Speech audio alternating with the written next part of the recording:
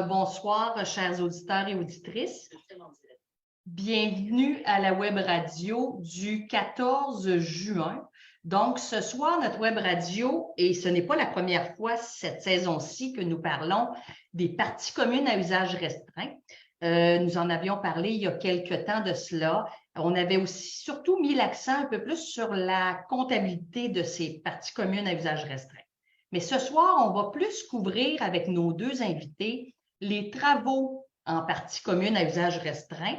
Comme on se le disait avec Richard et Maître Denoncin avant de commencer, ça a l'air simple ce terme-là toujours, mais pour certaines situations, c'est complexe et d'autres qui sont un peu plus difficiles à gérer. Donc, ce soir, nous allons couvrir ce point-là et j'ai beaucoup de bonheur dans mes invités ce soir, comme d'habitude, mes collègues gestionnaires, Richard Dubé. Donc, Richard, bonsoir, ça va bien? Bonsoir Valérie, merci beaucoup de m'avoir invité, c'est très gentil à toi. Oui, ça va très bien, j'espère que toi aussi. Oui, absolument. Richard, je vais parler parce que quand même, tu as un projet spécial. Donc, Richard, depuis une quinzaine d'années que tu es en gestion de copropriété. Tu as travaillé une dizaine d'années avec l'équipe chez Locandric à Hélène-Vallerand. Et depuis quelques années, tu es dans des syndicats où tu es le seul gestionnaire. Donc, tu es l'employé du syndicat. Et présentement, tu es au château au 1321 Sherbrooke-Ouest comme gestionnaire de copropriété, mais attitré à ce projet de 130 portes, tu me disais. Exactement. Donc, tu as les mêmes défis que d'autres gestionnaires, mais dans un seul projet. Oui, c'est ça. C'est au lieu du typique gestionnaire qui a un portefeuille de syndicats, de bâtiments, de copropriétés, de conseils d'administration, et on se bat entre les différents projets, les différentes visions, les différents budgets, capacités, priorités et urgences de chacun de nos clients. On est tiré de tout bord, de tous côtés, évidemment, quand on a des portefeuilles de 5, 6, 10 copropriétés différentes.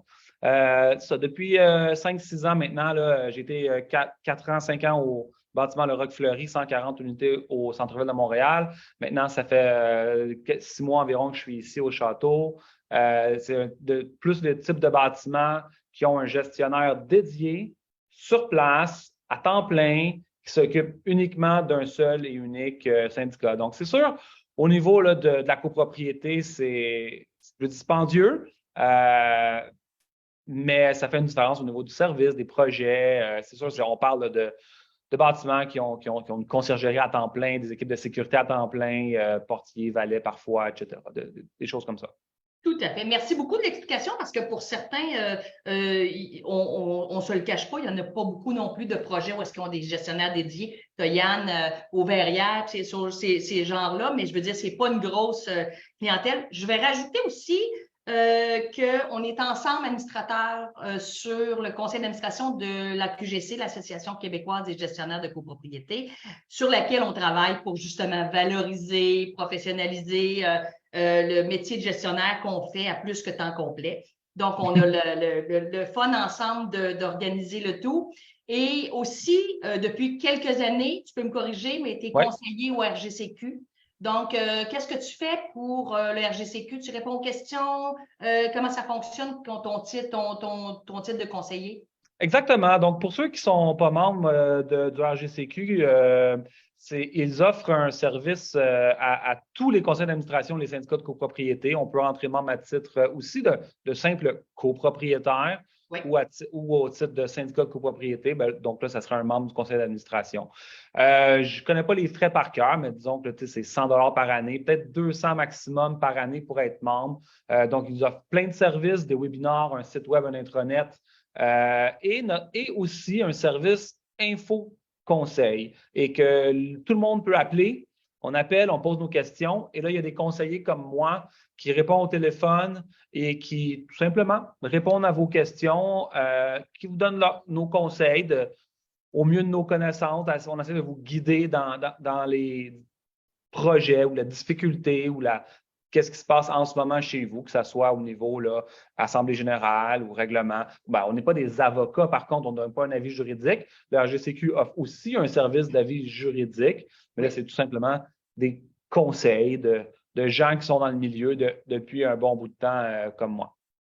Bien, merci beaucoup pour toutes ces implications-là. Comme je l'ai dit tantôt, à plusieurs heures par semaine d'impliquer dans ton travail comme beaucoup de gestionnaires. Merci Richard d'être avec nous. Je vais présenter notre deuxième invité. C'est Maître Gérald Denoncin. Et c'est très intéressant. Maître Denoncin, premièrement, bonsoir et bienvenue à la Web Radio. Bonsoir, Madame Couture, merci. Bienvenue.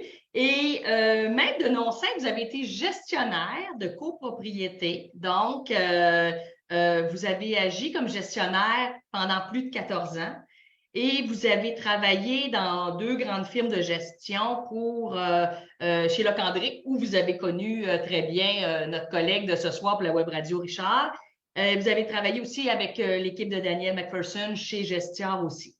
Donc, depuis 2 ans, tout près de 2 ans, vous êtes maintenant reconnu et on met devant votre nom Maître Denoncin. Donc, c'est un beau parcours, c'est très intéressant comme parcours et c'est le fun de vous avoir avec nous ce soir pour une première web radio. Puis on dit souvent ça parce qu'avec Yves Jolicoeur, quand on décide des invités, souvent on a une première fois, mais après ça, on vous revient pour participer à d'autres web radios. Donc, ce soir, puis je tiens à spécifier aussi que vous êtes en droit immobilier et copropriété. C'est deux mondes qui vont très bien ensemble et dans lesquels vous avez une très grande expertise pour la copropriété.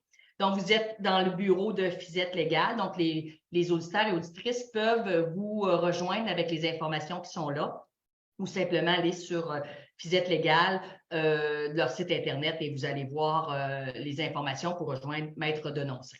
Donc, sans plus tarder, je débute. J'oubliais, excusez-moi, il faut que je présente le partenaire de la soirée. C'est l'équipe de Vincent Gaudreau qui, je le répète, à chaque fois que la commandite de Gaudreau Assurance est là, ils sont spécialisés dans plusieurs domaines, mais sont très présents dans l'assurance de la copropriété et très présents aussi dans les syndicats qui ont des situations particulières. Des fois, il y en a que c'est vraiment plus dramatique que d'autres, mais l'équipe de Vincent sont capables de fouiller le marché pour essayer de trouver la meilleure option pour votre syndicat. Donc, un horizontal, un syndicat qui a perdu son assurance ou ces choses-là. Donc, allez sur le site de Gaudreau Assurance et vous allez être très bien servi. On le connaît tous, Richard, moi et Maître Denoncin. Vincent Gaudreau est très reconnu, donc on vous invite à faire appel à leur service. Donc, suite à la présentation du partenaire de la soirée, nous embarquons directement dans notre sujet ce soir. Et je débuterai en demandant à vous, Maître Denoncin, de nous expliquer dans un premier temps, pour nos auditeurs, c'est quoi exactement les parties communes à usage restreint. Et après ça, ça va nous amener à décortiquer un petit peu ça, puis donner des réponses. Et j'invite les auditeurs et auditrices à nous transmettre leurs questions dans le chat et on va tenter de répondre à toutes les questions qui vont nous apparaître durant la séance. Donc, Maître Denoncin, je vous cède la parole. Je vous remercie, Madame Couture. Alors, c'est sûr que le concept de partie commune à usage restreint est un concept qui fait couler beaucoup d'encre et qui, si je peux dire, mêle pas mal de confusion. Et quand on regarde le Code civil, tout le chapitre qui concerne la copropriété divise, c'est amusant de constater qu'il y a en réalité 4 articles qui concernent ou qui parlent spécifiquement des parties communes à usage restreint, alors que de mémoire, il y en a 22 ou 26 qui parlent des parties communes. Maintenant, ce qu'il faut retenir, c'est qu'une partie commune à usage restreint, comme son nom l'indique, c'est aussi une partie commune. Donc, par la force des choses, puis le Code nous le dit, les règles qui s'appliquent aux parties communes s'appliquent aussi aux parties communes à usage restreint. Maintenant, qu'est-ce qu'une partie commune à usage restreint? Pour comprendre ce que c'est, il faut avant tout comprendre ce que c'est la copropriété divise. Puis, je ne vais pas m'étendre en long et en large parce qu'on pourrait en parler pendant des heures. Mais la copropriété divise, j'ai tendance à dire que c'est un système hybride. C'est à la fois une copropriété divise et une copropriété indivise. Copropriété indivise, vous êtes propriétaire de tout et de rien. Si je prends les corridors d'un immeuble, tous les copropriétaires sont copropriétaires indivis du corridor, mais ils n'ont pas une place particulière délimitée physiquement du corridor qui leur appartient juste à eux. Je prends un autre exemple. Papa et maman sont propriétaires d'une maison avec 3 chambres. Malheureusement, le jour fatidique arrive, ils disparaissent, ils décèdent, puis les 3 enfants héritent de la maison. Ils deviennent des copropriétaires indivis. Julie ne va pas avoir la chambre du côté nord, Marc ne va pas avoir la chambre du côté est. Il n'y a rien qui est déterminé. Puis pour que ça soit déterminé qui va avoir quoi, quelle chambre il va avoir, bien, éventuellement, on fera ce qu'on appelle une convention d'indivision. Alors, en copropriété divise, vous êtes propriétaire de votre unité d'habitation ou propriétaire de votre stationnement s'il est privatif et cadastré, mais vous n'êtes pas propriétaire des corridors, vous êtes copropriétaire indivis. Par contre, vous êtes copropriétaire divis de votre unité d'habitation. Alors, à partir de là, la partie commune à usage restreint, votre déclaration va prévoir, dans la plupart des cas, il y a évidemment d'autres situations, dans la plupart des cas, la déclaration de copropriété va venir déterminer qu'est-ce qu'une partie commune à usage restreint. En fait, c'est la partie commune où vous êtes copropriétaire indivis. Vous allez, vous, copropriétaire, vous voir attribuer un droit d'utilisation, d'usage, de jouissance d'une portion physique de cette partie commune. Alors, le meilleur exemple que je peux vous donner, c'est le balcon. C'est le balcon. C'est une partie commune, le balcon, mais elle est à votre usage restreint. Votre voisin, il est propriétaire de votre balcon, mais il n'a pas le droit d'usage. Il ne va pas pouvoir venir sur votre balcon, puis vice-versa. Donc, on est tous copropriétaires des balcons, mais il y a un copropriétaire qui a le droit d'usage du balcon. Alors, de manière générale, c'est ça, si je peux dire, de manière imagée, ce qu'est une partie commune à usage restreint. Merci, c'est très. J'ai beaucoup aimé le modèle que vous avez donné de la maison avec les 3 chambres qui a été divisée. Écoutez, quand on a dit ça, quand on a expliqué ça, Richard, comment on gère ça dans le quotidien? Dans le sens où, bon, il y a l'histoire d'entretien, il y a l'histoire des réparations, il y a l'histoire des remplacements. Donc, est-ce que dans ton expérience de plusieurs années, tu as eu des situations plus problématiques que d'autres? Puis, comment on peut conseiller les syndicats et ou les copropriétaires à bien faire leur travail comme copropriétaires d'entretien, puis les syndicats de voir à l'entretien? As-tu un modèle ou est-ce que tu pourrais nous dicter comment ça marche à peu près? Ah, il n'y a pas de modèle secret là, la potion! Voici la lettre, elle marche à tout coup. Super bonne question. Je vais essayer de m'y attaquer un peu en section un peu plus précise. C'était vague comme question.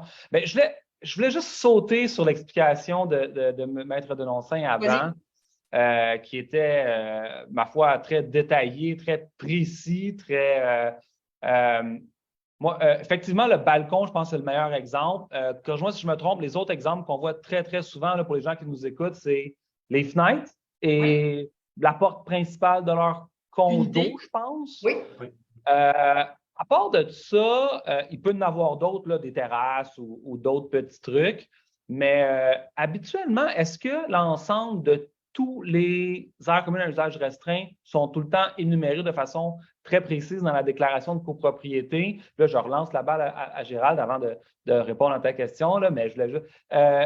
et puis, est-ce qu'on peut déduire que si une aire commune n'a pas été spécifiée comme aire commune à usage restreint dans la déclaration, par défaut, elle ne l'est pas et elle reste une aire commune? Non. Il y a des circonstances où, si on veut vraiment entrer dans le détail, où des parties communes peuvent être à usage restreint, je dirais de plein droit ou par leur situation. Je vais reprendre l'exemple des balcons. C'est sûr que dans la grande majorité, si pas dans toutes les déclarations, on va voir que les balcons sont des parties communes à usage restreint. Mais imaginons un seul instant que ça ne soit pas le cas. Mais c'est une partie commune qui est adjacente à une partie privative, une unité d'habitation. On comprend que, encore une fois, tout le monde est copropriétaire du balcon, qui est une partie commune, mais seul le propriétaire de l'unité adjacente va utiliser le balcon. Alors, on va dire que malgré le fait que ça ne soit pas mentionné dans la déclaration, le balcon, par le fait qu'il est attaché à cette unité d'habitation, il est de plein droit, c'est une partie commune à usage restreint. Il y a évidemment d'autres circonstances, d'autres situations, peut-être un peu plus complexes. Je peux donner l'exemple d'un syndicat dont j'ai eu à m'occuper qui se retrouve au rez-de-chaussée avec des espaces commerciaux. Ouais. Et au deuxième étage également, il y a tout un corridor. Tout le deuxième étage, ce ne sont que des commerces. Et les étages résidentiels, c'est à partir du troisième jusqu'au sixième étage. Alors, il y a deux entrées. Il y a une entrée principale qui permet à tous les copropriétaires d'accéder à tous les étages. Puis, il y a une entrée sur le côté où seuls les locataires ou les propriétaires des commerces ont accès et peuvent, par ces escaliers-là, accéder au premier et au deuxième étage. La particularité, c'est que cette entrée-là, elle est également une sortie de secours pour tout le résidentiel et le commercial. Alors, on se pose la question, est-ce que cette entrée-là, où seuls les commerces peuvent rentrer, mais pas les résidentiels ils peuvent juste sortir quand il y a, par exemple, un incendie ou une alarme, est-ce que cette entrée-là, puis les deux volets d'escalier pour aller au premier et au deuxième étage, ça devient des parties communes à usage restreint? Ma réponse, ou mon opinion en tout cas, et celle que j'ai rendue à l'époque, c'est que oui, parce qu'il n'y a pas d'utilisation qui est permise aux résidents, sauf dans le cadre d'un incendie. Puis, advenant même qu'ils puissent rentrer par cette porte-là, pour une raison X ou Y, le résident ne peut pas monter plus haut que le deuxième étage parce qu'il y a une porte qui est fermée puis qui ne va s'ouvrir que dans le sens de la sortie pour descendre, pas pour monter. Donc, ce sont des éléments de fait qui permettent de dire que c'est une partie commune à usage restreint, malgré que ça ne soit pas mentionné dans la déclaration de copropriété. Wow! Ouais. OK. Moi, pour les gens qui nous écoutent, moi, je pense que les petits syndicats, gros syndicats, c'est sûr, c'est très différent là, d'une place à l'autre. Les autres exemples que je peux penser qui pourraient être une aire commune à usage restreint, c'est ce qu'il peut y avoir des stationnements parfois qui pourraient l'être, des stationnements extérieurs la plupart du temps, mais peut-être intérieurs. Sinon, si je prends l'exemple des balcons et des fenêtres, c'est le type d'aire commun à usage restreint qui demande un entretien, une maintenance et des réparations. Oui. Et puis, Maître Denoncé a bien expliqué que donc le balcon appartient, c'est une aire commune qui appartient à tout le monde, mais tu as l'usage exclusif qui vient avec des responsabilités, c'est de bien l'entretenir et de voir aux réparations dites mineures, je dirais. Et le remplacement en fin de vie utile, qui ça reviendrait plus au syndicat. Corrige-moi si je me trompe, Maître Denoncé. Donc, je spécifierai, je vais te laisser aller. Là, il y a une différence entre la pratique que tu expliques, puis il y a peut-être l'aspect juridique que je vais venir rajouter. Oui, c'est ça, parce que moi, oui, je vais dans le pratico-pratique de tous les jours, comment on vit avec les copropriétaires, etc. Vous pouvez me corriger sur la théorie par après. Donc, je pense que pour disons, un balcon qui est un aire commune restreint, tu as l'usage exclusif, mais c'est ta responsabilité de le nettoyer, d'enlever la neige, de le garder propre pour éviter qu'il y ait d'aggravation du béton. Usure prématurée. Exactement le mot que je cherchais. Donc, ça vient avec des responsabilités, c'est temps de le faire. Et des réparations mineures. C'est pas parce que dès qu'il est brisé que c'est le syndicat qui doit le réparer. Il y a certaines réparations que oui, ça va devenir le syndicat, mais les réparations mineures, c'est ton balcon. Tu as la responsabilité de bien l'entretenir. Mais Richard, je vais sauter, puis je sais que je vais te faire perdre ton idée, mais ça va te revenir, t'es vite, là. Mais est-ce que tu confirmes, probablement que Maître Denoncé aussi, avec l'expérience que vous avez eue en copropriété, tout ça, que c'est difficile de faire comprendre aux copropriétaires que l'entretien de la partie commune à usage restreint repose sur leurs épaules et porte-monnaie? Ben, c'est sûr, c'est difficile. Chaque bâtiment, chaque copropriété a ses challenges, ses difficultés, ses copropriétaires plus difficiles ou moins difficiles. Mais on ne va pas se le cacher là, que souvent, quand les gens vont en condo, le premier réflexe, c'est je paye mes frais de condo, je ne m'occupe de rien. Ça, c'est pas mal tout le monde qui le vit. Donc, le conseil d'administration, faut qu'il éduque un tout petit peu ses copropriétaires. Puis c'est là que je m'en allais avec mon idée qui me revient soudainement. C'était envoyer des communiqués. Donc, quand la période hivernale approche, peut-être envoyer un communiqué à nos copropriétaires que le déneigeur a été signé, l'hiver s'en vient, on vous rappelle que vous devez déneiger votre balcon, c'est votre responsabilité. Ou si on voit que, disons, il y a une problématique sur les balcons qui est quand même généralisée. Exemple, le bois qui commence à être défraîchi ou une fenêtre du balcon qui doit être nettoyée. Donc là, envoyez un mémo. On vous rappelle que c'est votre responsabilité de bien l'entretenir parce que si il est prématuré, il devient, ça va être à vous de le payer. Donc, communiquez avec eux, envoyez des rappels. Et s'il y a des gens qui n'embarquent pas là-dedans, qui ne lisent pas les rappels ou qui ne le font pas, pourquoi pas décrocher le téléphone puis les appeler, essayer de leur parler. Hey, salut, j'ai remarqué que tu as l'affaire. Ouais, tu sais, c'est pas nous qui s'en occupe. Il faut vraiment que tu le fasses parce que ça nous cause des petits problèmes. Donc, ne pas hésiter à appeler ses copropriétaires, même si c'est plate, ça demande du temps, avant de tomber dans des mises en demeure un peu plus officielles que là, Maître Denoncin pourra Tout à fait. évoquer. Donc, l'approche de prévention, d'aviser les gens. Souvent aussi, on a des gens qui participent toujours, on en a d'autres qui participent moins. Puis, on a des nouveaux qui arrivent, qui ne connaissent pas trop tout ça, etc., etc. Maître Denoncin, je pense que vous vouliez revenir sur quelque chose que Richard vient de dire. Puis après ça, j'ai 2 questions dans le chat, dont une de M. Poulain que je connais bien, que je salue en passant, que je vais prendre quelques minutes pour lire parce qu'elle est assez exhaustive, la question précise. Oui. Alors, pour avoir été gestionnaire, j'abonde tout à fait dans le sens de Richard. Effectivement, c'est la façon dont le gestionnaire fonctionne. Il va amener, c'est une question de bon sens, évidemment, comme partout, il va amener le copropriétaire à faire ce qu'il devrait faire dans la logique des choses. Et je vais reprendre l'exemple du balcon. Puis le bon exemple, ça serait le déneigement.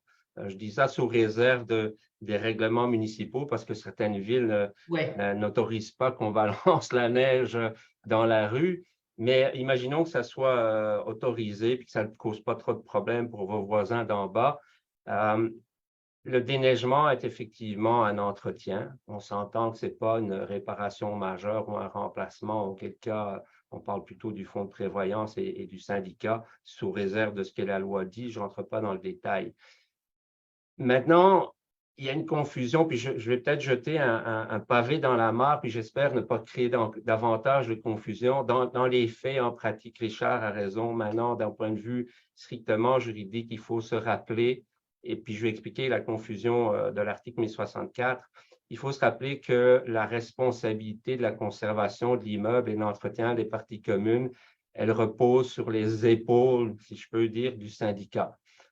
Les articles 1039 et 1077 sont assez clairs à ce sujet-là. La responsabilité du syndicat est engagée s'il y a un dommage qui est causé par un défaut d'entretien des parties communes. Alors, comme je le disais tout à l'heure, le balcon, c'est une partie commune, puis ultimement, si le propriétaire ne le fait pas, ben, le syndicat va devoir y veiller.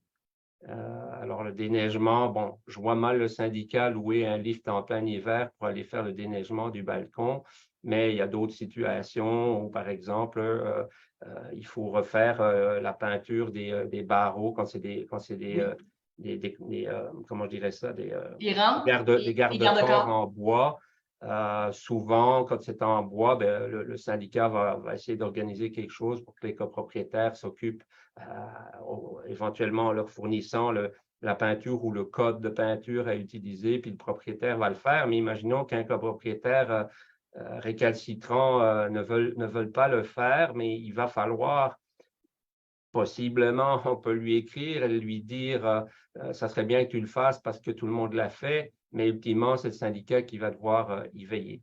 Là où se trouve la confusion souvent, puis elle vient de l'interprétation quand on lit l'article 1064. L'article 1064 dit, puis je cite la portion qui concerne les parties communes à usage restreint, toutefois, les copropriétaires qui ont l'usage des parties communes à usage restreint contribuent seuls aux charges liées à l'entretien et aux réparations courantes de ces parties. Le mot charge, souvent, les syndicats et les copropriétaires disent c'est moi qui ai la responsabilité matérielle de faire cet entretien de la partie commune à usage restreint, donc les réparations courantes et l'entretien. En réalité, le mot charge ici, c'est la charge financière. OK? Alors, dans la rigidité, je vais dire, du texte, le syndicat, en théorie, c'est lui qui va veiller à faire les entretiens et réparations courantes, puis après ça, il va refacturer le propriétaire qui a l'usage restreint de cette partie commune. Donc, je voulais clarifier ce point-là. Encore une fois, dans la pratique, j'abonde avec Richard parce que le syndicat ne va pas commencer à s'amuser à aller vérifier constamment ce qui se passe sur les balcons, les terrasses, les fenêtres, etc. Il ne va pas aller vérifier les coupe-froids des fenêtres, il assume ou il va demander au gars propriétaire de veiller à mettre des coupe-froids. C'est un entretien, c'est une réparation courante. Mais s'il ne le fait pas, ultimement, il va devoir, le syndicat, y veiller puis refacturer le gars propriétaire. C'est clair. Ça répond. Je vous amène tout de suite à une question. Je ne sais pas, je ne l'ai pas lue, fait que je ne sais pas qui va pouvoir répondre. Madame Poulain qui nous pose, pourriez-vous parler des murets d'intimité mitoyens entre deux patios, condos en rangée, entre parenthèses, lorsqu'il y a agrandissement des patios? Qui a la charge d'agrandir le muret d'intimité? 30 ans plus tard, un des deux copropriétaires veut modifier le muret au goût du jour et l'autre refuse. Comment fait l'administration, donc le CA, pour régler ce conflit? Est-ce que tu veux y répondre, Richard, ou tu… Bon, je te laisse. Bon, j'assume en écoutant la question que le muret d'intimité est une partie commune ou une partie commune à usage restreint. Ce n'est définitivement pas une partie privative, d'après ce que je peux comprendre. La question ici n'est plus une question, à mon avis, d'entretien ou de réparation ou de remplacement. Si on parle d'agrandir ou pas le muret, ben, on se réfère aux travaux de transformation, d'agrandissement et d'amélioration des parties communes. Et ça, c'est un tout autre domaine. C'est l'article 1097 du Code civil qui répond à cette question. Puis l'article 1097 nous dit notamment que quand il s'agit de travaux de transformation, d'amélioration, d'agrandissement d'une partie commune, dont les parties communes à usage restreint, puisque, comme je l'ai dit au tout début, les règles s'appliquent également aux parties communes à usage restreint, mais il faut que ça soit l'Assemblée. Donc, le propriétaire qui veut, pour prendre la question, qui veut l'agrandissement du mur d'intimité, il va soumettre à l'Assemblée sa demande. J'aimerais que ce mur d'intimité soit agrandi et l'Assemblée va se prononcer en faveur ou non de cet agrandissement. Et ça va prendre évidemment une majorité spéciale, comme on peut le lire, donc les copropriétaires représentant les 3/4 des voix des copropriétaires présents ou représentés à l'Assemblée. Alors, si l'Assemblée est favorable, ben, après ça, le conseil d'administration entreprendra les démarches pour obtenir des soumissions et, le cas échéant, si au moment de cette Assemblée, il n'a pas déjà les modalités essentielles d'un contrat et les coûts, ben, il refera une assemblée pour soumettre ces modalités et ces coûts et déterminer évidemment la répartition. Qui est-ce qui va prendre en charge cet agrandissement-là? Est-ce que c'est le propriétaire qui en a fait la demande? Est-ce que c'est tous les copropriétaires? Tout ça va se décider en assemblée. C'est assez complexe parce que souvent, probablement que tous les deux, vous avez rencontré ça dans votre carrière de gestionnaire, mais c'est qu'il y a des années, quelqu'un a décidé qu'il s'installait un muret ou qu'il l'installait, qu'il empiétait, puis tout le monde était bon an, mal an, d'accord. Et là, on arrive aujourd'hui, 30 ans plus tard, puis c'est à réparer. Fait qu'en même temps de réparer un mur qui est désuet, ben, il faut réparer aussi des fois de l'empiètement sur des parties communes qui n'ont pas été faites comme il faut, puis tout ça. Fait que ça a bien compliqué les choses, mais j'espère que la réponse de Maître Denoncin pour Mme Poulain a été assez claire. Mais juste, peut-être Richard ou Maître Denoncin, là, mais c'est sûr que dans une situation où il y a eu je dirais, des mauvaises décisions, pas de décision à l'époque du conseil ou quoi que ce soit, c'est que la bonne entente va primer sur on répare ou on répare pas la pièce. Oui. J'aimerais peut-être, avant que Richard prenne la parole, parce que la façon dont vous venez maintenant de présenter les faits, c'est correct. On peut imaginer, comme vous l'avez dit, que c'est un mur d'intimité qui a été posé par un copropriétaire. Donc, ce n'est pas un mur d'intimité qui existait au début de l'immeuble. Si c'est un copropriétaire qui a mis ça, il faut savoir que la jurisprudence et la Cour d'appel est venue rappeler qu'il n'y avait pas de prescription acquisitive de quoi que ce soit d'un empiètement sur une partie commune. Donc, le conseil d'administration est parfaitement encore en droit de dire au propriétaire, tu enlèves ce mur d'intimité même 30 ans plus tard. OK. Donc, c'est bon à savoir. Très bon, oui, très bon. Richard, excuse-moi de t'avoir coupé la parole, l'herbe sous le pied, mais je vais te laisser parler maintenant. Non, je pense que ça tout a été dit. On a parlé, il y a d'autres. On passe à la prochaine question. Et je suis sûr qu'il y a d'autres questions. On garde du temps pour les prochaines choses. Là, je prends la question de Luc qui est très longue, fait que je vais vous lire sa question. Une terrasse est commune à usage restreint selon la déclaration, sur laquelle un rangement existe. Par extension, ce rangement est aussi à usage restreint. Notre déclaration indique que les charges communes résultant de l'utilisation des parties communes à usage restreint sont réparties entre les seuls copropriétaires qui utilisent ces parties communes à usage restreint. Le copropriétaire sera tenu à une contribution périodique au fonds de prévoyance. Ça, c'est intéressant. Juste sur la gestion de ce fonds de prévoyance. Au fonds de prévoyance pour couvrir les entretiens et les remplacements majeurs. Le copropriétaire demande des améliorations au rangement. Exemple, ajout d'une gouttière, refaire les scellants de la porte, ajout d'une prise électrique, etc.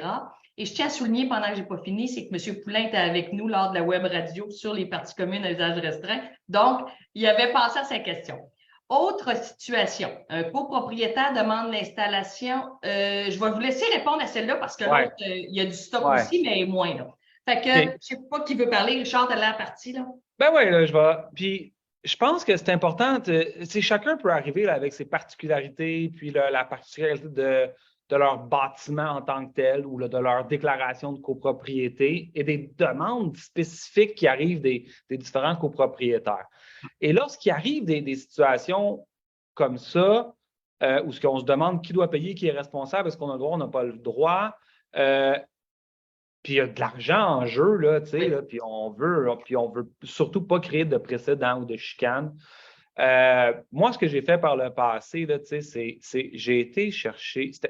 Le conseil d'administration voulait juste faire la bonne chose. Les copropriétaires n'étaient pas certains. Juste demander un avis juridique écrit. C'est une dépense de quelques centaines de dollars.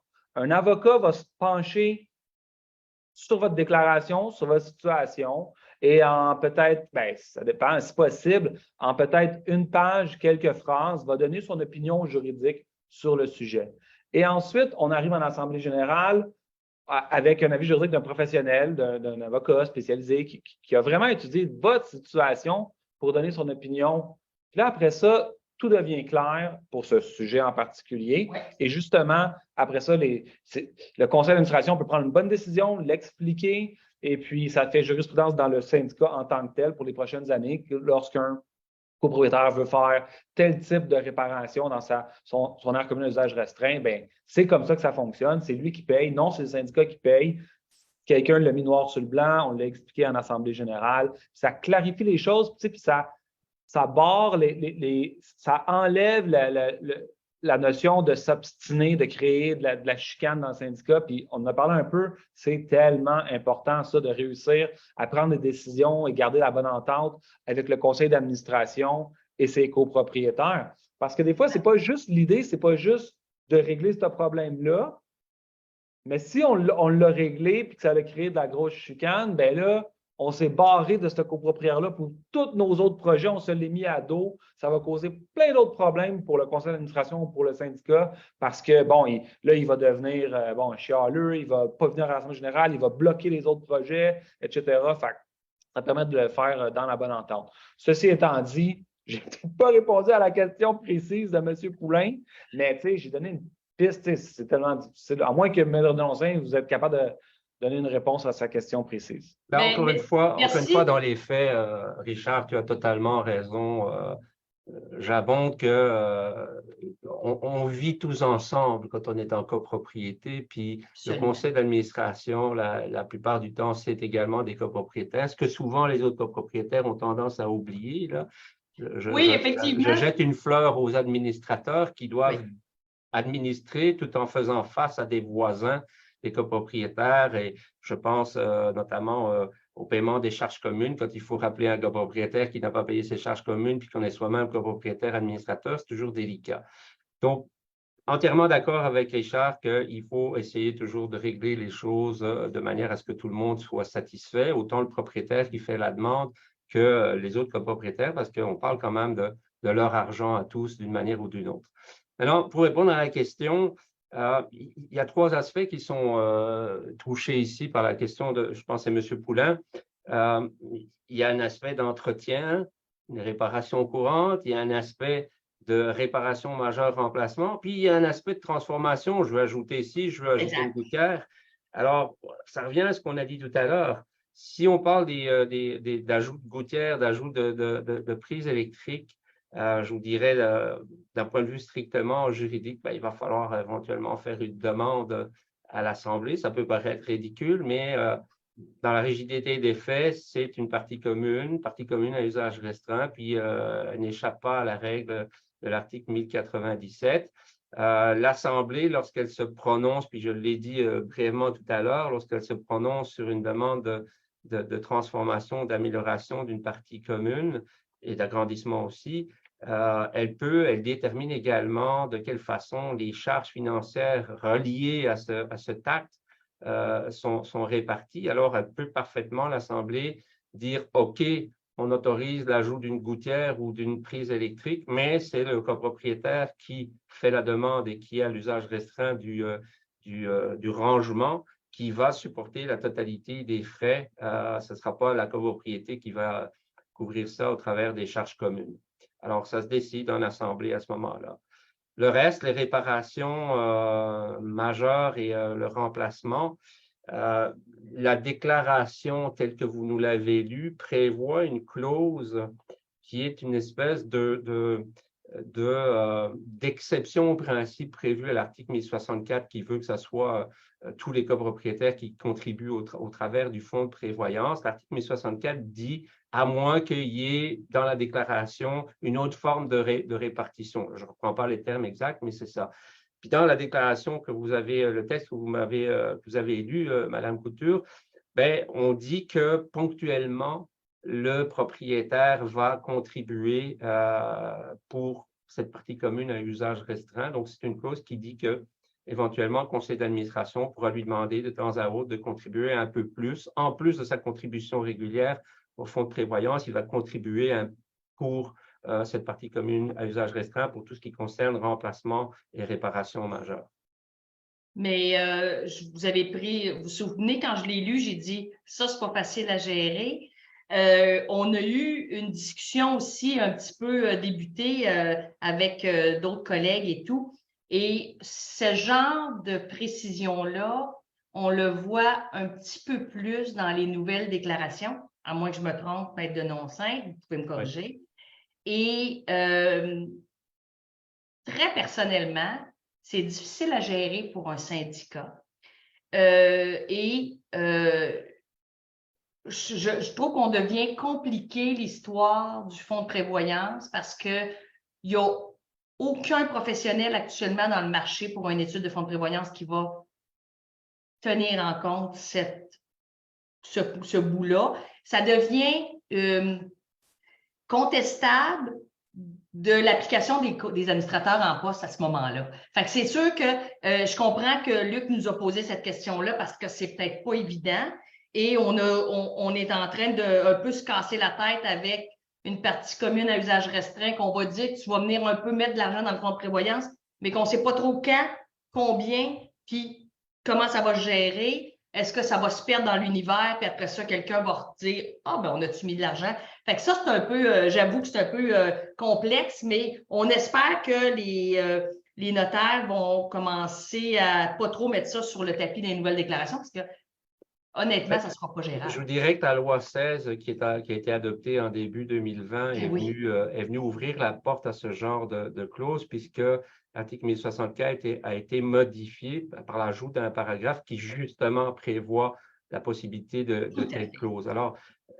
je me souviens que Jasmin, lors de la web radio que vous aviez faite au mois de mars Oui, concernant le même sujet, signalait ou précisait que souvent dans la déclaration, on voyait aussi les termes si c'est significativement c'est utile. ça. Exact. Alors, bon, ben, c'est ça, là, c'est une question de bon sens, encore une fois. C'est Non, ça. puis tu sais, moi, je suis totalement d'accord que ça devient complexe pour le conseil d'administration dans le temps, commencer à gérer. Surtout quand tu essaies de te projeter 5 ans, 10 ans plus tard, que le conseil d'administration n'est plus là, que là, ça a été voté dans une assemblée générale il y a 10 ans. Les registres de la copropriété, ils ont suivi, on les connaît-tu, on va-tu vraiment les consulter? Est-ce que quelqu'un s'en rappelle? Très, très difficile. Puis ça peut sembler lourd là, d'aller comme en assemblée générale pour ça. Maître Doncin disait c'est un vote en assemblée générale pour ajouter une prise de courant sur la table. Mais la raison pourquoi c'est comme Parle ça, pas comme ça. mais ça peut Correct, sembler Richard, c'est lourd parce que pour ça une vient de petite toi, là. décision, mais c'est parce que ça a des implications à long terme. Oui, oui. Quand on accepte de vivre en copropriété, les gens l'oublient, mais on a acheté un gros bâtiment avec 8 personnes, avec 10 personnes, avec 50 personnes qu'on ne connaît pas. Donc, la façon de prendre des décisions, ben, c'est en groupe, puis il faut respecter. Si les gens acceptent qu'on l'a mis, ben là, on vit tout avec la décision ensemble. Puis si les gens refusent, il faut respecter la décision qu'on a prise tout le monde ensemble parce que ça va avoir des impacts à long terme. Peut-être juste une prise électrique, mais ça peut avoir des complications, puis des frais, puis dans le temps. C'était bien dit, Richard, c'est toujours, bon, on va dire la fameuse phrase, le gros bon sens qui prime. Maître Denoncin, vous êtes revenu sur Jasmin Patnaud, qui est CPA, qui est dans les états financiers des copropriétés à plus que temps plein, et qui a dit, il faut que ce soit, dans le fond, là, faut que ça va être la peine qu'on se casse le bicycle avec ça pour faire quelque chose. Sinon, comme Richard dit, ben, collectivement, on décide que le 1000 $ de ça par année, on l'oublie, puis il passera dans le fonds de prévoyance au moment où il sera dû et ces choses-là. Le meilleur exemple que je peux vous donner pour le significativement utile ou justifié, prenons l'exemple des fenêtres. OK? Les fenêtres, c'est généralement des parties, la plupart du temps, c'est des parties communes à usage restreint. J'ai encore jamais vu une déclaration qui dit que c'est une partie privative. Peut-être qu'il y en a, mais ça m'étonnerait. Est-ce que le syndicat veut commencer à s'amuser lorsqu'on fait le nettoyage des fenêtres? Le syndicat engage une compagnie, ça lui coûte 20 000 pour nettoyer toutes les fenêtres. Est-ce qu'après ça, le syndicat va s'amuser à calculer combien de fenêtres il y a par unité? Puis, certaines fenêtres n'ont pas la même dimension. Puis là, on va commencer à facturer séparément chacun des copropriétaires. Est-ce que c'est bien utile? Non. Je ne crois pas. Peut-être que la quote-part de chaque unité tient déjà compte de cet aspect-là. Donc, encore une fois, il faut que ça soit clair et précis. Est-ce que pour l'histoire du rangement sur la terrasse, c'est significativement utile? Moi, je pense que oui. Il est le seul, d'après ce que je comprends. Donc, bon, il n'y a pas de raison que la collectivité des copropriétaires paye pour ça. J'ajouterai quelque chose à ce que j'ai dit et puis je m'arrêterai parce que je parle peut-être de trop. Se pose aussi la question, une fois qu'on a pris la décision de la transformation, on a rajouté une prise, une gouttière, qu'est-ce qui va entretenir ça? C'est Oui. une partie commune. Est-ce que c'est le propriétaire? Est-ce que par la suite, si ça brise la gouttière, est-ce que c'est le syndicat qui va devoir la remplacer ou la réparer? Donc là, il va falloir le prévoir. Éventuellement, ça va impliquer une modification de la déclaration de copropriété pour préciser qui a les obligations. Si on décide que non, c'est le propriétaire du rangement qui va s'occuper de réparer la gouttière et de la remplacer quand c'est fini, ben, il faut toujours bien que ça soit quelque part dans la déclaration parce qu'à défaut de le faire, c'est une partie commune, puis c'est le syndicat. Exact. Bon point, bon point. Puis, on a quand même fait le tour de la question, mais on pourrait, effectivement, ça devient complexe si on regarde tout le contour du cabanon. On va dire ça comme ça, là. Oui. Le rangement, là, tout le contour. L'autre question de Luc, autre situation, un copropriétaire demande l'installation d'une nouvelle prise électrique, un perçage dans les murs, dans le mur pour le tuyau de sa nouvelle aire climatisation, compresseur sur le balcon, donc on perce le parement de briques pour traverser. Selon notre déclaration, selon ce que notre déclaration mentionne, est-il juste de dire que le financement de ces travaux ne devrait-il pas être pris dans le fonds de prévoyance qui, en théorie, aurait les sommes accumulées au fil des ans? Est-ce que j'ai bien lu, là, autre situation, on demande une nouvelle prise électrique, un perçage dans le mur pour sa nouvelle aire climatisée, etc. Selon ce que la déclaration mentionne, est-il juste de dire que le financement de ces travaux ne devrait-il pas être pris dans le fonds de prévoyance qui, en théorie, aurait les sommes accumulées au fil des temps? Mais là, si c'est le fonds de prévoyance, c'est pour le remplacement de réparation majeure ou remplacement de structure du bâtiment. Bon, l'air climatisé, je ne pense pas que ça fait partie de la structure du bâtiment. Est-ce que c'est une réparation majeure? J'aurais tendance à dire non, mais puis en plus de là, si on parle de remplacer une prise de courant, on parle de faire un trou, je ne vois pas en quoi c'est des remplacements là, de structure ou de réparation majeure. Surtout pas, là, est-ce que c'est une nouvelle installation? Oui. Là, c'est sûr que non. Non, c'est ça. C'est ça. Le fonds de prévoyance, c'est jamais pour une nouvelle vraiment marqué installation. une nouvelle prise électrique ou un perçage dans le mur pour des tuyaux d'air climatisé. Je suis d'accord avec toi 100%. C'est un ajout, c'est pas... et en plus, corrigez-nous, maître de non-saint, mais on parle à la demande d'un copropriétaire pour sa prise électrique. Ben, écoute, si le syndicat veut y permettre, déjà, il y a un processus. Puis deuxièmement, paye. Ben oui. Ben oui, c'est ça. Puis je suis d'accord avec Richard, c'est pas un remplacement de partie commune, c'est pas une réparation majeure au sens où on l'entend pour le fonds de prévoyance. J'irais même plus loin en disant que quand on perce un mur, ça a déjà été considéré, jugé comme étant une transformation de partie commune. Il y a un exemple, il y a une jurisprudence où concernant un air climatisé, ce qu'on appelle les biblocs, avec la portion interne et puis la portion qui se trouve sur le balcon. Puis là, il faut percer le mur pour relier les deux. Bien, quand je perce le mur, je suis occupé de faire une transformation de partie commune. Donc, de nouveau, on en revient à ce que je disais. 1097, Assemblée générale, à majorité spéciale, qui paye quoi? Donc, il y a tout ça qui suit. Puis quand vous dites tout ça, qui paye quoi, puis etc., bien, c'est sûr qu'on va le répéter. Je pense que Richard, tu vas être d'accord avec moi. C'est que quand vous commencez à toucher une modification de votre déclaration de copropriété, on n'est plus à l'air de rédiger ça nous-mêmes à l'interne puis de passer ça en assemblée.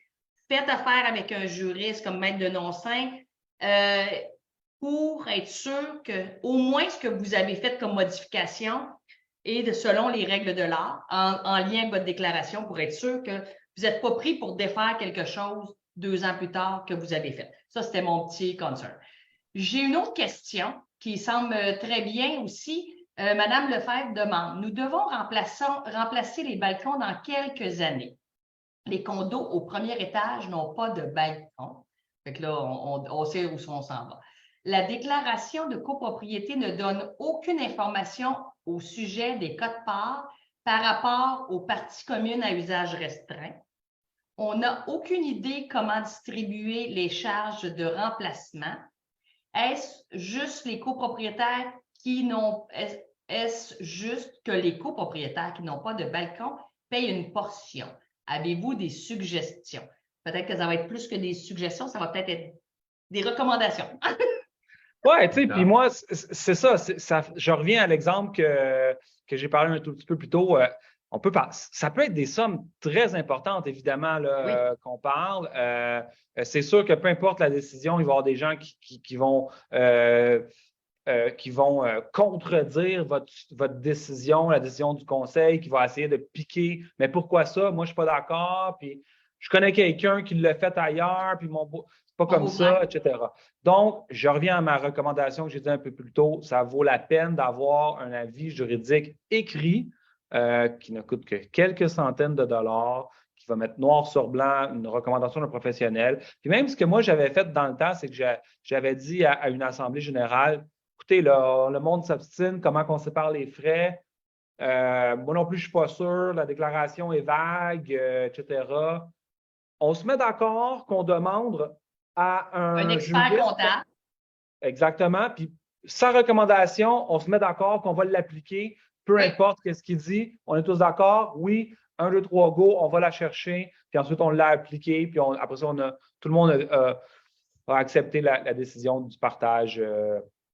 Moi, je vais renchérir ce que tu viens de dire avant de céder la parole à Maître Denonçin qui a quelque chose à dire. Mais autant le juriste de vous préparer quelque chose de conforme pour votre assemblée générale, autant l'expert comptable comme des homopathnaudes peuvent vous dire, en fonction de ta déclaration puis de ton avis légal, voici comment ça va se partager. Puis après ça, on a fait maison nette. Maître Denonçin, cette parole est à vous maintenant. Oui. Alors, je vais essayer de résumer la façon dont je pense que le conseil ou le syndicat devrait approcher cette question-là. À partir du moment où on parle de réparation majeure ou de remplacement, on parle fonds de prévoyance. D'accord? Donc ça, c'est la première chose qu'il faut retenir. On va devoir faire des réparations majeures sur les balcons qui sont des parties communes. On va devoir remplacer certaines parties des balcons qui sont des parties communes. C'est le fonds de prévoyance. Ce n'est pas la contribution au fonds de prévoyance des copropriétaires n'est pas reliée à leur droit d'usage du balcon. Elle est reliée au fait qu'ils sont propriétaires, individus, tous ensemble des balcons, même ceux qui n'ont pas de balcon. D'accord? C'est des parties communes. Ils sont tous copropriétaires. Seulement, ceux du premier étage, ils n'ont pas l'usage d'un balcon, puis ils n'utilisent pas le balcon des autres étages. Mais ils contribuent au fonds de prévoyance. Donc, c'est le fonds de prévoyance qui va payer ces travaux de remplacement, des réparations majeures. C'est tout le monde, sans exception, qui contribue au fonds de prévoyance. Ça, c'est le principe. Maintenant, comme je l'ai expliqué et comme on en a parlé tout à l'heure, l'article 1064 est venu rajouter un deuxième paragraphe qui dit « Attention, vous pourriez avoir dans votre déclaration une clause qui dit que seuls les propriétaires qui ont l'usage de ces balcons contribuent seuls au remplacement, aux frais de remplacement et de réparation majeure de ces balcons ou périodiquement vont contribuer un petit peu plus que les autres. Si vous n'avez pas ce genre de clause dans votre déclaration, le principe, c'est que tout le monde contribue. Posez-vous la question, puis là, je ne parle pas d'une partie commune à usage restreint, mais posez-vous la question de l'ascenseur. J'habite au rez-de-chaussée. Est-ce que je dois payer pour l'ascenseur, l'électricité, son remplacement quand il est brisé? S'il n'y a rien dans la déclaration qui dit contraire, la réponse c'est oui, madame, c'est oui, monsieur. Vous contribuez à l'ascenseur, même si vous ne l'utilisez pas, parce que vous êtes propriétaire d'un immeuble d'une avec partie un ascenseur. commune, d'un immeuble qui a un ascenseur. Oui, tellement d'accord. Puis, n'oubliez pas non plus que c'est le fonds de prévoyance qui doit payer. Puis, j'ai déjà un conseil qui a essayé de se cacher derrière une cotisation spéciale. Oui, mais ce n'est pas le fonds de prévoyance, c'est une cotisation spéciale. Oui, mais attention, une cotisation spéciale pour remplir le fonds de prévoyance parce que c'est une dépense qui, légalement, vient du fonds de prévoyance. Donc, on revient à la base, c'est quand même le fonds de prévoyance, même si c'est une cotisation spéciale. Très bien de le préciser parce qu'effectivement, si tu fais une cotisation spéciale, c'est parce que ton fonds de prévoyance est sous-alimenté. Fait que sinon, tu l'aurais pris dans le fonds. Puis le fonds de prévoyance, comme on vient de le dire, si c'est un remplacement et il n'y a pas de particularité qui est parlée là-dessus, c'est assez clair. On a, Madame Paddington, si un balcon a une surface de béton avec un peu d'érosion, est-ce que le copropriétaire peut refaire la surface aux endroits un peu effrités? Donc, je ne sais pas si, Richard, tu veux parler ou si c'est Maître de Noncin, mais on parle d'un entretien. Là, on parle d'un petit entretien. Je comprends la question, c'est est-ce que c'est le copropriétaire qui décide qu'est-ce qu'il fait comme entretien ou il doit parler au syndicat puis voir qu'est-ce qu'ils veulent, ou etc. Ah oui, non, c'est ça. C'est sûr que les réparations et l'entretien, oui, mais il doit voir avec son conseil d'administration, effectivement, si ça a surtout un impact là, long terme, irréversible ou quelque chose comme ça. Il faut avoir la permission du conseil d'administration pour faire là, une réparation de ce type-là. Ça me semble être une réparation mineure selon ce qui s'est décrit. Donc, oui, ça serait là, à la charge du copropriétaire, mais oui, avec la permission du conseil. Puis là, de toute façon, que ce soit un aire privative ou une aire commune, un usage restreint, pour faire des travaux, habituellement, il faut toujours la permission du conseil d'administration. Puis là, ça ne me semble pas vraiment être un nettoyage, ça me semble vraiment être des travaux. Ouais. Donc, ouais. On a une autre question, M. Bourgault. Comment faire pour garder l'harmonie ou le respect du design si chacun fait ses travaux? Par exemple, chacun peinture selon sa... Là, vous allez avoir le poil sur le dos, mais chacun fait sa peinture selon sa propre couleur, modifie en passant du bois vert au composite. Je crois que le syndicat le prend en charge. On s'assure du travail fait selon les directives. Donc là, je ne sais pas si vous avez bien compris, mais ouais. Non, c'est un peu n'importe quoi, là. Ça revient un tout petit peu à ce que je disais avec le balcon auparavant. C'est très, très proche. Puis c'est très important parce qu'au niveau esthétique, si quelqu'un débalance l'aspect esthétique du bâtiment, ça affecte l'ensemble des copropriétaires et la valeur marchande de toutes les unités. Donc, c'est pour ça que c'est le conseil d'administration qui doit bien l'administrer. Donc, de garder là, une certaine uniformité dans l'immeuble, c'est très important là, pour tout le monde. Donc, c'est le conseil d'administration qui devrait approuver ce type de réparation, de changement de couleur. Ben oui, les couleurs. J'ai déjà vu des règlements de couleurs dans des déclarations de copropriété également ou dans des règlements d'immeubles, comme quoi, bon, c'est brun ou c'est beige, ou etc. Donc, ouais, c'est ça. Il faut tout le temps avoir l'approbation du conseil d'administration qui doit bien gérer, puis c'est sa responsabilité. Là. Imaginez que le conseil d'administration accepte là, que quelqu'un mette ça en rouge pétant, puis que là, il peut y avoir d'autres copropriétaires qui seraient vraiment pas contents là, que ce que le voisin a fait. Maître de Noncin, c'est juste avant que vous rajoutiez, même le changement d'une couleur, c'est une modification de la partie commune. Mettons que je mets ma rampe rouge puis elle est supposée être brune. Je vais dire comme Richard, là, ça vient jurer quelque part. Est-ce qu'on peut dire que c'est une transformation de partie commune? Écoutez, là-dessus, je n'ai pas vraiment une opinion particulière. Par contre, ce que vous retrouverez souvent dans les déclarations, dans la première partie, la constitutive, c'est ce qu'on appelle des servitudes d'harmonie. Ce sont des clauses où on vous dit clairement c'est quoi la couleur de vos stores ou de vos tentures, c'est quoi la couleur des garde-corps. Alors, ben, c'est sûr que le conseil d'administration, s'il autorise que ce soit le propriétaire qui fasse ces travaux-là sur son balcon, parce que je le rappelle, c'est quand même le syndicat qui a en principe cette responsabilité-là.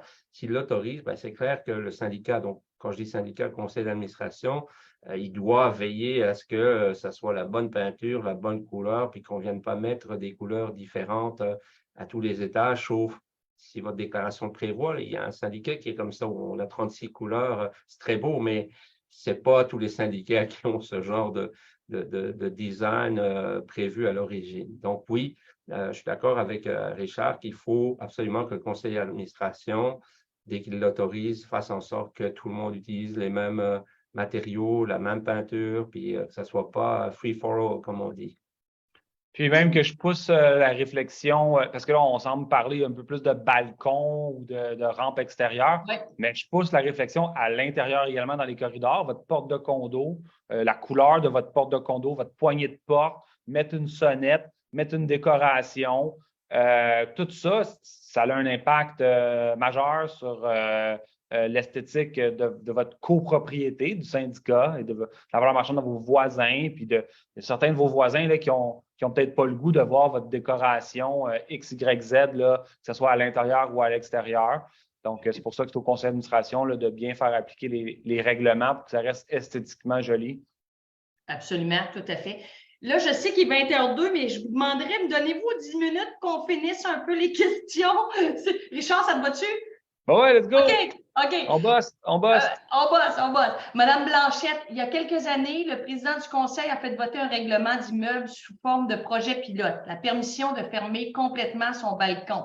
La Ville considère cela comme un agrandissement de l'appartement pour le permis. L'année ensuite, il a tenté de faire élargir la permission à tout le monde. Le vote n'a pas passé car il trouve ça laid, mais il a annoncé quand même que si le vote était contre, que son salarium restait là. Comme ça a été voté dans un règlement d'immeuble en projet pilote, je spécifie ça dans sa phrase à 2 reprises, mettre fin au projet pilote et demander de remettre le balcon tel qu'il en était avant le projet. Comment on réagit? Là, je vais la diriger vers le maître de non-5, cette question-là. Écoutez, je ne suis pas certain que je vais pouvoir vous répondre à cette question-là parce que j'ai un confrère ici dans le bureau qui a rendu une opinion juridique sur une situation similaire, si pas celle-là. Okay. Donc, je serais bien mal pris de venir dire quelque chose puis que ce n'est pas la même opinion. Donc, malheureusement, je vais m'abstenir sur cette question-là. Mais si on parle de projet pilote comme ça, est-ce que vous pouvez répondre en disant que ce n'est peut-être pas une bonne idée d'avoir un projet pilote pour des modifications de balcon comme ça? Bien, écoutez, je suis d'abord assez surpris d'un projet pilote. Je serais curieux de savoir quel processus a été suivi pour permettre, encore une fois, ce qui est définitivement une transformation de partie commune, même en poussant, je veux dire, peut-être le raisonnement jusqu'à l'extrême. Est-ce que ça pourrait être considéré comme une modification de la destination de l'immeuble? Je viens de changer un caractère de l'immeuble? Je ne sais pas. Je n'ai pas les informations là-dessus. Je m'interroge. Alors, à faire un projet pilote sans même avoir eu à tout le moins l'autorisation de l'Assemblée, il y a un problème. Je pense qu'il y a potentiellement un problème, mais encore une fois, je ne veux pas me prononcer plus loin. Là, j'ouvre juste des portes de réflexion. Parfait. Non, puis tu sais, je serais très surpris qu'il y a été un projet pilote qui a été comme un peu accepté, mais je serais surpris qu'il n'y ait pas de détails à cette lettre-là, puis à ce document-là, puis que ça s'était juste appelé projet pilote accepté, puis il n'y avait pas des petites sous-clauses en tout, que là, évidemment, on ne pourra pas passer au travers de ce qu'on n'a pas. Mais c'est peut-être pas idéal non plus de faire comme ça pour des balcons. C'est plus qu'autre chose, plus qu'on a risque de chicane éventuellement et de contestation. Madame Vallière, est-ce que le syndicat peut s'adresser au service juridique de son assurance pour un avis juridique? C'est quand même une bonne question, maître de non-saint. C'est pas vraiment le but de l'assurance juridique? Écoutez, j'imagine que le service juridique de l'assurance va plutôt donner des avis en matière d'assurance et de sinistre en copropriété. Est-ce qu'il va rendre des opinions juridiques ou des avis sur les questions de partie commune à usage restreint? J'en doute, à moins que vous ayez vraiment une super assurance qui veut choyer ses assurés. Je ne le crois pas. Mais écoutez, vous ne perdez rien à essayer. Si vous ne demandez pas, vous n'aurez rien, c'est clair. Ça ne coûte rien. Voilà. Monsieur de Montigny, ce que je constate, 90% des gens ne connaissent pas au départ le Code civil. Commencer par ça réglerait beaucoup de problèmes de base. Bien, effectivement, même on parlerait du Code civil, mais parlons de la déclaration. Si les gens... Je sais que ce n'est pas le fun à lire. Là, il y a juste les avocats qui aiment beaucoup lire les déclarations et les notaires, mais vous savez que c'est le code de vie en copropriété. Donc, c'est une petite micro-société, la copropriété. Effectivement, M. de Montigny, tout le monde aurait avantage d'avoir feuilleté à quelques reprises la déclaration de copropriété. Non, tu sais, puis moi j'ajouterais que, tu sais, je pense que l'important pour le conseil d'administration, c'est pas nécessairement là, de dimanche soir choisir de lire sa déclaration de copropriété au lieu d'écouter tout le monde en parle. C'est pas ça. L'objectif, c'est que quand il arrive une situation, là, prenez le temps d'aller consulter votre déclaration puis de vraiment prendre le temps de lire ce qui est écrit. Puis souvent, là, c'est écrit là, la décision qu'on doit prendre. Je suis d'accord avec toi. Et dans le doute, comme copropriétaire, vous voulez faire quelque chose, vous avez une idée, voir votre déclaration de copropriété, valider avec votre conseil d'administration, parce qu'avant de commencer quoi que ce soit comme travaux, vérifiez vraiment tout, parce que même si vous avez une partie privative, ça ne vous donne pas le droit de faire n'importe quoi, n'importe quand là-dedans. Ouais. Il y a Mme Landry. Oui, mais quand l'Assemblée est constituée de 2 parties seulement, c'est très difficile de dire oui ou non à l'autre des parties. Je crois que dans ce type de syndicat, il devrait y avoir une façon différente de gérer où chacun devrait être responsable de son unité des parties communes à usage restreint et de prendre des décisions seulement sur les parties communes lorsqu'il y en a. Wow! Les copropriétés composées de 2 fractions, je vous dirais, là je vous parle en tant qu'avocat, ce sont pour moi les pires. Dès le moment où, pour moi, ça ne devrait carrément pas exister, mais là, regardez, c'est mon opinion personnelle. Dès le moment où on ne s'entend pas avec son voisin, on se tire les cheveux, on n'avance plus, le syndicat ne fait plus ce qu'il doit faire, l'immeuble n'est plus conservé, il faut se rendre devant un tribunal ou devant un arbitre s'il y a une clause d'arbitrage pour départager les parties, prendre des mesures pour... parce qu'il y a un blocage au sein du conseil d'administration ou de l'Assemblée. Ouais, je suis d'accord avec madame, c'est vraiment pas ce qui est le plus facile. 2, là, quand il y a 3, ben là, il y en a éventuellement un 3e qui vient trancher dans le beurre, mais quand il y en a 2, ça s'arrête là. Puis en plus de ça, supposez même qu'il y ait un des copropriétaires qui est, mettons, 51% et l'autre 49%, la loi vient dire, dès le moment où je suis en dessous de 5 unités, celui qui est le plus haut, il va avoir le même nombre de voix que celui qui est le plus bas. Donc, je paraphrase, c'est pas tout à fait ce que la loi dit, mais ce que ça veut dire, c'est que le copropriétaire qui a 51%, en réalité, il en a 49 comme son autre copropriétaire quand il s'agit de prendre une décision. Donc, il y a un blocage, c'est clair. Et puis, je suis tout à fait d'accord avec madame. J'ai quelques dossiers avec ça, puis c'est de trouver les solutions. Dès qu'on ne se parle pas, c'est problématique. C'est pas pour rien qu'on dit que ça prend 3 administrateurs et non 2. Oui. Pour qu'il y ait quelqu'un qui tranche à quelque part. Oui. Donc, effectivement, qu'on comprend Mme Landry qui sent un petit peu. Question rapide, la planification du nettoyage estival des fenêtres. Richard, tu vas me répondre à ça. Relève-t-il du CA et du fonds de prévoyance? Non, mais ce n'est pas le fonds de prévoyance, ça c'est sûr. Oui. Nettoyage des fenêtres, c'est surtout les fenêtres qui sont non accessibles que là, que le syndicat va prendre en charge parce que le copropriétaire lui-même ne peut pas. Puis là, au niveau du gros bon sens, le syndicat le fait faire pour tous, donc on se sépare de façon égale parce que les gens n'en vont pas individuellement s'engager un homme araignée ou un gars sur un swing, etc. Mais sinon, le nettoyage des fenêtres, c'est un entretien d'une aire commune à usage restreint, donc qui relève de chaque copropriétaire de façon théorique. Mais comme tu dis, pour le faciliter, souvent des gros syndicats, c'est sûr qu'on le prend en charge parce que tu ne loues pas une grue pour aller laver tes fenêtres au 19e. Comment savoir ce qui est qu'est-ce qu'une réparation majeure? Donc, ça, c'est toujours une question qui se pose. Richard, qu'est-ce que tu en penses? Moi, mon opinion, c'est qu'une réparation majeure, c'est que ça a un impact majeur sur ton budget qui déstabilise complètement ton budget annuel et que ton budget annuel ne peut pas se le permettre. Si ça rentre dans ton budget annuel sans significativement t'amener dans un déficit super gros, c'est pas majeur pour ton budget. Donc, c'est une réparation mineure selon tes circonstances à toi. Moi, c'est mon opinion, c'est ma version. Moi, j'ai la même version. Je gère absolument pareil comme toi là-dessus. Puis, maître de non-saint, on est-tu correct dans notre gestion? Je suis partiellement d'accord avec Richard. Il a une partie de la réponse, je dirais. C'est vrai que les réparations majeures, il y a peu de gens qui le savent, mais le Code civil a une définition de la réparation majeure qui se trouve à l'article 1152 et qui dit ceci. Les réparations majeures sont celles qui portent sur une partie importante du bien et nécessitent une dépense exceptionnelle. Puis là, je rejoins Richard, dépense exceptionnelle.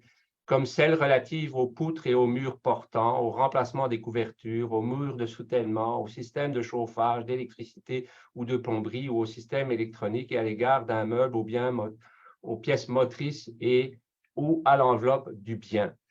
Alors, c'est souvent ce qu'on voit là, c'est réparation majeure, c'est la toiture. C'est quelque chose de grand, là, je vais remplacer la toiture, ou je ne vais pas la remplacer, mais je vais faire une réparation sur une grosse portion de la toiture, réparation majeure. Oui. Moi, j'ai tendance à dire, puis c'est mon opinion, oui, dépenses exceptionnelles, mais posez-vous la question de qu'est-ce qui se passe si je ne fais pas cette réparation-là? Est-ce que, je prends l'exemple d'une porte de garage, est-ce que si je ne répare pas le moteur, ma porte de garage va toujours fonctionner? Si la réponse est oui, elle fonctionnera un peu moins bien, elle va grincer, ce n'est pas une réparation majeure. Si par contre, elle ne fonctionnera plus, ça devient une réparation majeure. Parce que si on ne la fait pas, c'est majeur la conséquence. Alors moi, c'est un peu comme ça que je le vois. J'avais à une certaine époque parlé avec Maître Paradis qui m'expliquait une petite fissure dans un balcon. Est-ce que c'est majeur? A priori, non. Mais si la fissure a pour conséquence qu'il y a des infiltrations d'eau dans le condo, dans l'unité d'habitation, là, ça devient une réparation majeure, même si la fissure, elle est petite, elle a une conséquence importante. Donc, réparation majeure. Donc, c'est vraiment, c'est pas évident. C'est une notion qui n'est pas évidente et qui fait aussi couler beaucoup d'encre, mais je dirais que Richard avait quand même pas mal la réponse. Mais je suis quand même curieux de dire une réparation du moteur de la porte de garage à 200 $ pourrait tomber dans le fonds de prévoyance. C'est une réparation majeure. Éventuellement, il n'y a pas un aspect financier automatique? Si ton moteur, ta porte ne fonctionne plus, puis qu'on doit remplacer un élément, pas remplacer, mais réparer un élément important dans ton moteur, ça peut devenir une réparation majeure, même si ta porte n'est pas grande. On s'entend que ce n'est pas. Donc, il n'y a aucun lien financier. Pas nécessairement, non. Intéressant. C'est ça. Moi, je l'avais comme Richard. Donc, il me reste 2 questions. Après ça, on ferme la shop. Je viens d'arriver. Est-ce que les frais de condo ont un lien ou doivent avoir un lien avec les codes-parts? Tout à fait. Toujours. Toujours été en code-part. Excepté que pour les parties communes à usage restreint, comme on l'a dit, le copropriétaire qui a l'usage restreint de la partie commune contribue seul aux charges des réparations courantes et d'entretien. Le conseil d'administration pourrait décider, par exemple, si c'est un seul copropriétaire qui a l'usage restreint de cette partie, pourrait décider tout simplement de refacturer le copropriétaire pour la totalité de cette charge-là. On n'ira pas par les codes-parts. Si on parle, par exemple, d'une terrasse où, mettons, il y a 4 copropriétaires sur 50 qui utilisent la terrasse, qui sont les 4 seuls à pouvoir utiliser la terrasse, le conseil pourrait décider que ça va être divisé par 4, pas nécessairement par leur quote-part. Donc, mais de manière générale, en dehors de cet aspect-là, c'est évidemment toujours la valeur relative des fractions, donc les quote-parts. Merci. Ça, c'était Mme Chalifot. Il me reste la dernière question. Monsieur Bello, le syndicat a le devoir de préserver la beauté des lieux. Je présume que ça inclut la beauté de la pelouse, quand même.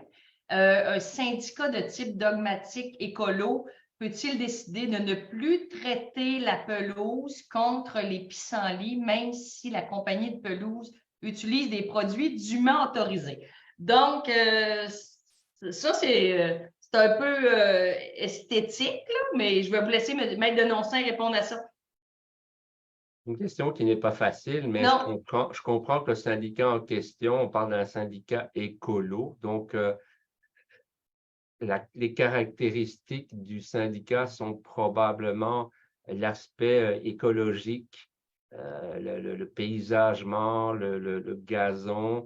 Alors, on pourrait considérer que c'est une caractéristique de l'immeuble et donc faisant partie de la destination de l'immeuble. Donc, moi, j'aurais tendance, mais je vous dis ça vraiment sous toute réserve et de manière générale, à dire que je ne crois pas que le conseil d'administration puisse décider de ne plus entretenir le paysagement correctement. Je dirais même qu'il devrait y veiller de manière plus intense puisque c'est un syndicat qui se dit écolo, donc c'est une partie de la destination selon moi. Puis de toute façon, Comme on disait tout à l'heure, le syndicat a une obligation d'entretien des parties communes. Il ne peut pas négliger ça, c'est clair. Oui, bien moi, je pense que la façon que j'ai compris la question, je suis d'accord avec vous, Maître Denoncin, le syndicat doit entretenir le paysagement, mais là, je ne pense pas qu'il y a une obligation de faire un traitement de pissenlit. Donc, je pense qu'un syndicat pourrait décider de oui ou non traiter au pissenlit, de oui ou non rajouter des fleurs, ne plus mettre de fleurs. Oui, il faut l'entretenir. De ne pas l'entretenir du tout, ça ne serait pas correct. Ne pas le couper, ce n'est pas une option. Non, c'est ça. Parce que tu es obligé. Oui, en plus, sinon, tu vas parler avec la ville également, qui vont être obligés de le couper. Donc, il faut qu'il y ait un entretien. de ça, Richard, je suis d'accord. Je suis d'accord avec toi. Ouais, c'est vraiment une question de fait, là. Quand on dit on ne l'entretient pas, puis le traitement contre les pissenlits, c'est une autre affaire. Là. On n'est pas occupé de dire qu'ils ne l'entretiennent pas. C'est sûr que peut-être qu'il n'est pas aussi beau que certains copropriétaires voudraient que ce n'est pas un green de golf. Ça, c'est secondaire. Mais si le syndicat décidait de laisser monter 2 pieds dans les airs, là, c'est une autre chose. Il y a probablement la ville, au mois de mai, vous ne courez pas après parce que c'est rendu bien pour la pollinisation, mais après le reste du temps, vous allez voir, ils vont débarquer chez vous assez fast sur cette situation. Donc, écoutez, il est 8h20, je pense que c'est la première fois qu'on finit aussi tard, puis je vous l'avais dit, Richard et Maître Denoncin, qu'on aurait bien du jus avec ça. Il y avait des questions intéressantes de copropriétaires, puis on a répondu à toutes celles qui étaient là. Donc, merci, Maître Denoncin, ça fut un grand plaisir. Vos explications sont claires. Je crois que les gens ont bien compris toutes les questions, les réponses que vous avez données. Donc, je vous réinvite à votre discrétion de venir nous voir à la web radio. Merci beaucoup. Je vous remercie, Mme Couture, puis je remercie évidemment Condo Légal, Maître Jolicoeur, de m'avoir convié à cette web radio. Je remercie également Richard, que je connais bien, puis qui est un ami, d'avoir accepté d'être cette fois-ci mon sidekick, si je peux dire. À l'occasion, ce sera moi son sidekick. Alors, merci beaucoup. Merci à vous. Bien, merci, Richard, le sidekick. Moi, je te remercie d'avoir été là. C'est super agréable de toujours d'être en ta compagnie. On a la chance de travailler sur des comités à la QGC ensemble, puis c'est un plaisir. Anytime, on te reprend à la web radio. Merci de ta présence. On finit tard. Merci, Valérie. Tu me rappelles n'importe quand. Parfait. Merci à vous deux. Merci à Vincent Gaudreau Assurance et son équipe. N'oubliez pas de les relancer en cas de situation précise, de problèmes d'assurance ou de vouloir changer pour essayer de trouver mieux. Donc, ça nous a fait plaisir.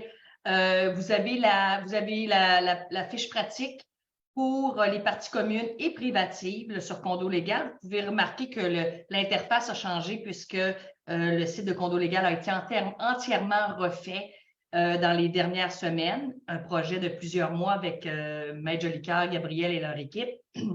Donc, allez-y, consultez toujours les fiches pratiques. En fait, quand vous avez des questions, chers copropriétaires et administrateurs, ça devrait être une des premières places où vous allez visiter pour trouver les réponses, les articles de Code civil qui s'appliquent, etc., etc. Donc, on vous invite à vous y référer, s'il vous plaît. Et la prochaine web radio, qui est la semaine prochaine, donc on ne fait pas relâche d'une semaine. On sera là pour la dernière avant les vacances de l'été et après ça, on revient après la fête du travail. Et c'est une différente web radio, ça va être un webinaire. C'est Maître Yves Jolicoeur qui va être avec nous et Maître Maxime Laflamme-Leblond de LJT. Donc, Maître Jolicoeur de TJC, Maxime de LJT qui seront là pour répondre aux questions de tous les sujets qui vous passent par la tête ou les situations que vous rencontrez dans votre copropriété. Naturellement, c'est sûr qu'on va manquer de temps, mais je vous invite à être là la semaine prochaine en grand nombre encore. Je vous souhaite une bonne soirée. Merci encore mes invités et un grand merci à Gabriel qui est derrière l'écran. Merci. Merci. Bonne soirée. Bonne soirée.